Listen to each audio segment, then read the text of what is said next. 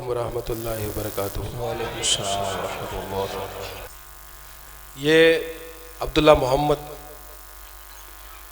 भाई साहब अल्हम्दुलिल्लाह ये हमारे पीरो मुर्शिद काबा और किबला हज़रत ख्वाजा खैरुद्दीन शाह चिश्ती अलैहि रहमत व रिज़वान के बड़े आशिक और मुरीद हैं। इनका कुछ वाक़या आपको सुनाना था।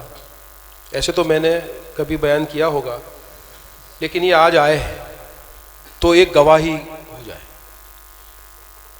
क्योंकि इनकी तबीयत भी ऐसी है कि ये अकेले उस चीज़ के गवाह हैं और ये रिकॉर्डिंग भी हो रहा है, तो एक चीज़ वो हो जाएगी। वैसे तो बेशुमार अल्हम्दुलिल्लाह हमारे पीरो मुर्शिद की क्या बात बताऊं, बेशुमार करामात और रोशन ज़मीरी उनकी, खुदा की कसम, अल्लाह की कसम खा के कहता हूं कि उनके पास जाते हुए भी डर लगता था। कभी जैसे सहाबाए किराम फरमाते हैं ना कि हमें नबी पाक के पास जाते हुए डर लगता था, हमारी बीवियों के साथ बात करते हुए डर लगता था। हमारे किबला पीरो मुर्शिद का हाल ये था कि कहीं कहाँ गुफ्तगी की होती कि फला जगह पर क्या बात कर रहे थे, यानी कई जगह पर गुफ्तगू करने से भी डर लगता था कि अभी उनको ये चीज़ होती है। ये एक ऐसा वाक़या है, बेशुमार मैंने किताबें पढ़ी, लेकिन आज तक मैंने ऐसा वाक़या कभी पढ़ने में नहीं आया।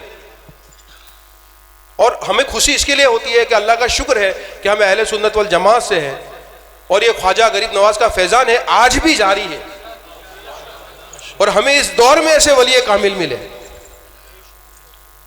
कभी कोई मुजद्दिदों के और ये सारी चीज़ों के झगड़े में वो पड़े ही नहीं, न कभी उनकी किताबों में कोई ऐसे तस्करे मिलते हैं, तो फिर अल्लाह तक कैसे पहुंच गए वो। किबला पीरो मुर्शिद हजरत ख्वाजा खैरुद्दीन शाह चिश्ती के पीर भाई कान में, यानी इनके वालिद साहब यानी बाबा साहब के भी पीर भाई होते हैं, यानी हजरत दादा मुर्शिद काबा और किबला वली कामिल हजरत ख्वाजा मियाँ जी मोहम्मद शाह चिश्ती अलैहि रहमत व रिज़वान के मुरीद थे वो। और भरूच जिले में पहले मुरीद ही कान में बने थे ना, कान वालों ने ये माच वालों को रास्ता बताया था। इनके वालिद साहब का किस्सा है, क्या किस्सा है। बाबा साहब के तो वो पीर भाई थे, बाबा साहब से उम्र में भी बड़े थे, बाबा साहब से उम्र में वो बड़े थे। उनकी सकरात की हालत थी, 70 साल की, 70 ईयर्स की एज थी, और बाबा साहब फिर वहाँ इनके गांव में गए थे। उस वक्त क्या हुआ था आप बताएं। अस्सलामु अलैकुम वरहमतुल्लाहि वबरकातुहू। हजरत किबला खैरुद्दीन बाबा रहमतुल्लाह अलैह आए, वालिद की सकरात की हालत थी, और बोले कि भाई क्या है ये। बोला भाई सब दुनिया से जाना है मुझे। तो बाबा ने बोला जाने की बात छोड़ो, 100 साल जिंदा रहने का है, 100 साल जिंदा रहना है तुमको।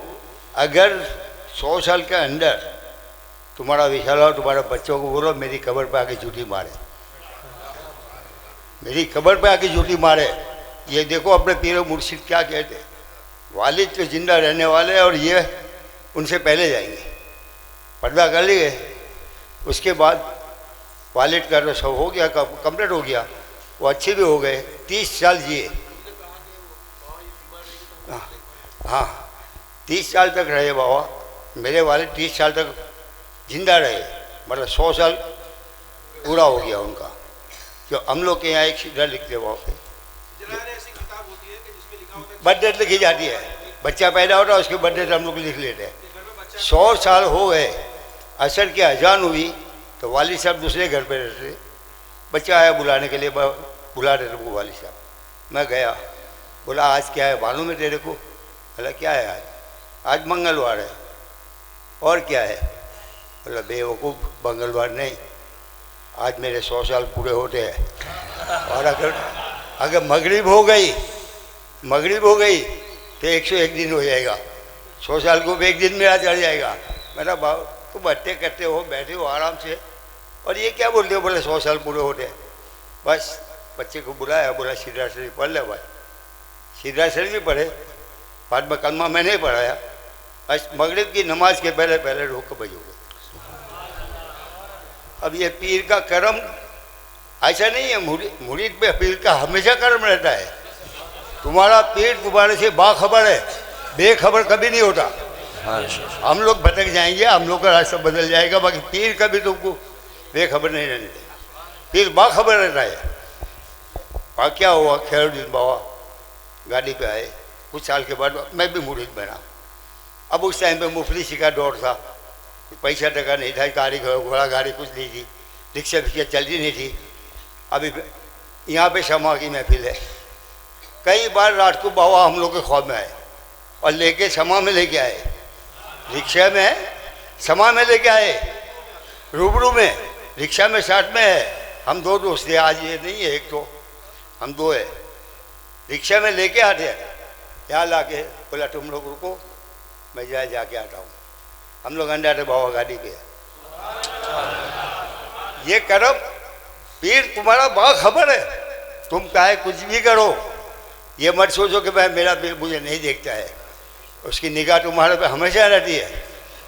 उसके बाद कई बार रिक्शा में लाए ले जाए। अभी मैं 2 महीने से बीमार हूँ, चलने फिरने की ताकत नहीं है। 10 बार मेरे ख्वाब में आए, 10 बार, मैं गिनती के सर बताऊँ, 10 बार ख्वाब में आए। सर पे हाथ रखा, दुआ करे, कुछ बोले नहीं, बस चले अपना काम करके। ये मेरे पीर का करम है। ये तुम क्या समझते हो पीर को? तुम पीर को पीर मानो। आज मान लिया कि भाई महबूब अली बाबा, बोले क्या खैरुद्दीन बाबा के बेटे हैं, एक ने ये माना, एक ने बोला मियाँ जी दादा के पोते हैं, एक ने बोला हसीम बाबा के भाई है, और हमने बोला हमारे पीर है। पीर बोलो तुम, पीर तुम्हारा, पीर हमेशा पीर है। अब पीर तुमसे रिश्ता तोड़ेगा, तुम पीर से रिश्ता नहीं तोड़ सकते हो, तुम नहीं तोड़ सकते हो। पीर तुमसे रिश्ता तोड़ देगा, बैठ से खारिज कर देगा, मगर पीर के कदमों में पड़े रहो, यही हमारी कामयाबी है, यही हमारी कामरानी है। अस्सलाम वालेकुम। ये जब सकरात में इसके लिए लेने गए थे बाबा साहब को कि बाबा साहब की दुआ से उनका छुटकारा हो जाए, क्योंकि उनको होता है ना इंसान सकरात टॉयलेट पेशाब सब कराना पड़ता है। बोले बाबा रूह जाती नहीं है। जब बाबा ने यूँ कहा कि ये 100 साल तक जिएगे और एक दिन ज़्यादा या कम हो तो मेरी कब्र पे आके जूता मारना, मतलब कब्र यूँ इसलिए कहा कि इससे पहले तो मैं जाऊँगा, ये नहीं कहा कि मेरे सर पे जूता मारना। ये 1970 में इनको दुआ दी थी, 2002 में ये मरे, विशाल फरमा गए, तो 94 में बाबा का विशाल हुआ, यानी उससे 8 साल पहले। तो ये कहा कि कब्र पे जूता मारना। इन्होंने कहा कि बाबा अभी ये ऐसे इनको संभालना मुश्किल है, ये ऐसी हालत में 30 साल जिए तो हमारा क्या होगा।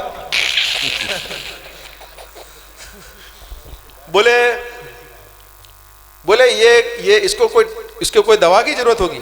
जिंदगी में कभी ना इसको बुखार आएगा, ना कभी इसका सर दर्द होगा। 30 साल ये कभी एक दवा नहीं खाई, टैबलेट नहीं खाई, ना कभी उनको बुखार आया, ना कभी सर्दी। अभी भी भरूच के एक पुलिस ऑफिसर रिटायर है, उनके बीवी शायद वो आए, उनकी बीवी मतलब वो कहते हैं कि बाबा साहब इतनी दवा होती है कि सारी तनख्वाह मेरी दवा में ही चली जाती है, कभी ये डॉक्टर कभी वो डॉक्टर, कोई तावीज़ बना दो। बाबा साहब बीमार थे, बोले अब क्या तेरे लिए तावीज़ बनाओ, जा, कभी तो ये बीमार भी नहीं होगी, ना कभी इसको जिंदगी में जिएगी, तब तक दवा की जरूरत पड़ेगी। अभी भी वो जिंदा है, कोरोना आया सब पॉजिटिव हुए, उसको कुछ नहीं हुआ।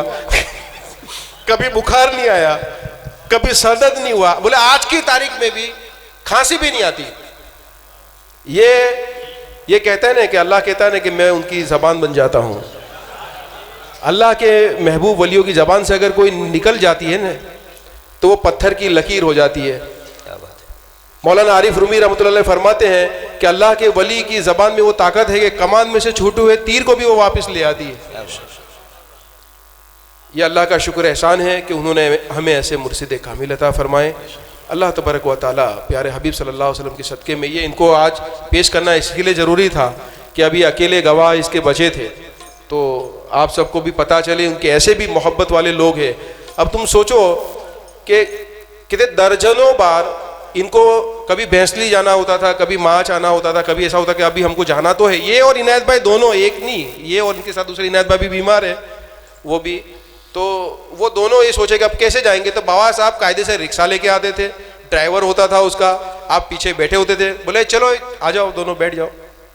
अब यहाँ माज महफिल है तो यहाँ बाबा साहब गादी पे होते थे, इनको यहाँ तक उतार देते थे, चलो अब जाओ तो, और ये आते थे यहाँ बैठे होते थे। तो न पूछी खिरका पोसों की इरादत हो तो देख, इनको यदे बेजा लिए बैठे हैं अपने आस्तियों में। और उनका ये वादा है, ऐसे वली कामिल का वादा है। मियाँ किबला मियाँ जी बाबा साहब का नहीं है वली भाई जो पहले मुरीद, हॉस्पिटल में गए तो मियाँ जी बाबा ने कलमा पढ़ाया उनको, अंदर गए दरवाजा बंद कर लिया, फिर लोगों ने खोला तो वो इंतकाल कर गए थे। बोले वो बुजुर्ग जो आए थे वो कहाँ गए, बॉम्बे वालों ने कहा। उनकी मैयत लेके यहाँ आए, इब्राहिम भाई कव्वाल खबर लेके गए तो इब्राहिम वहाँ बाबा साहब ने अम्मा साहब को कह दिया था कि वली भाई का इंतकाल हो गया है बॉम्बे में, और इब्राहिम कव्वाल खबर लेके मुझे कहने के लिए आ रहा है, तू मेरे कपड़े और सब तैयार है। इब्राहिम भाई आए, वली भाई अल्लाह की रहमत में पहुंच गए, चलो खाना खा लो तैयार है। यहाँ आए तो बॉम्बे वालों ने देखा कि यार ये तो वही शख्स है जो बॉम्बे में हॉस्पिटल में अंदर आए थे और फिर गायब हो गए।